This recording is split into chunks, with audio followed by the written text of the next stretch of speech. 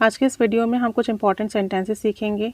इन sentences को हम अक्सर सुनते हैं न्यूज़पेपर्स में या न्यूज़ में, या अक्सर आप कोई इंग्लिश राइटर की कोई स्टोरी कोई स्क्रिप्ट पढ़ें तो वहाँ पर भी आप ये स्ट्रक्चर सुनते हैं।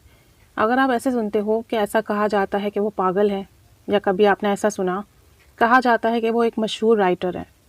अब यहाँ जो ये वर्ड है ना, कहा जाता है, अगर आप नॉर्मल इंग्लिश में बोलेंगे तो आप कहेंगे कि it is said that he is insane, कि वो पागल है। कहा जाता है के लिए आप कहोगे इट इज़ सेड दैट, ठीक है। लेकिन अगर यही लाइन आप एडवांस इंग्लिश में बोलें, एडवांस स्ट्रक्चर में बोलें, तो फिर आप इसे कैसे कहोगे? तो उसके लिए ना आप जो स्ट्रक्चर यूज़ करेंगे उसमें सबसे पहले आपका आएगा सब्जेक्ट, और सब्जेक्ट के बाद अगर प्रेजेंट हो तो इज़ एम आर यूज़ कीजिएगा, पास्ट हो तो वॉज वर, कहा जाता था अगर ऐसा हो तो फिर वॉज वर यूज़ कीजिएगा, कहा जाता है प्रेजेंट है तो फिर इज़ एम आर। उसके बाद सेट टू बी आएगा, सेट टू बी और फिर ऑब्जेक्ट। अब यहाँ जो ये सेट टू बी है ना, इसमें कोई एक्शन नहीं होगा, इसमें हम किसी शख्स किसी चीज़ जगह के बारे में बात करेंगे कि वो जगह ऐसी है।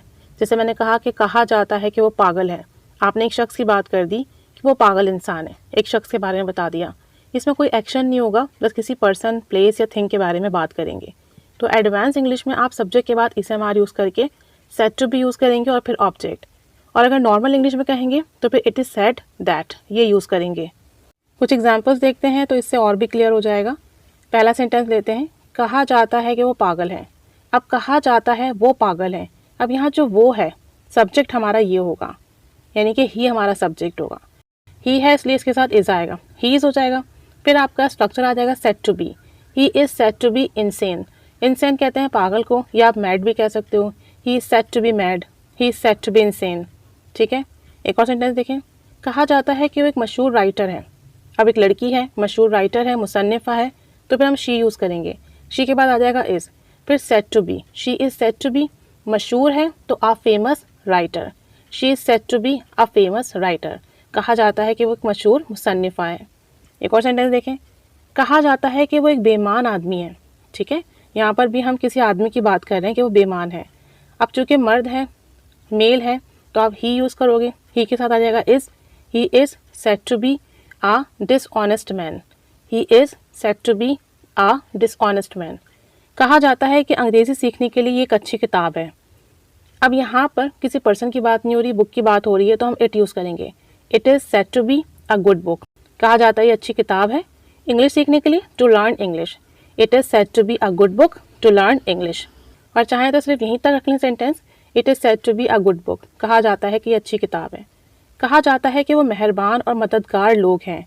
अब ज़्यादा है तो हम कहेंगे they are set to be kind and helpful, they are फिर set to be kind and helpful. कहा जाता है कि एक भूत बंगला है, it is set to be a haunted house. अब चूंकि यहाँ पर हम हाउस की बात कर रहे हैं तो इट आ जाएगा, इट इज़ फिर आएगा set to be a haunted house, it is set to be a haunted house. कहा जाता है कि वो बेवकूफ़ लड़का है, लड़का है तो ही आ जाएगा, he is set to be a foolish boy, he is set to be a foolish boy. एक लास्ट सेंटेंस देखें, कहा जाता है कि वो एक अच्छी टीचर है।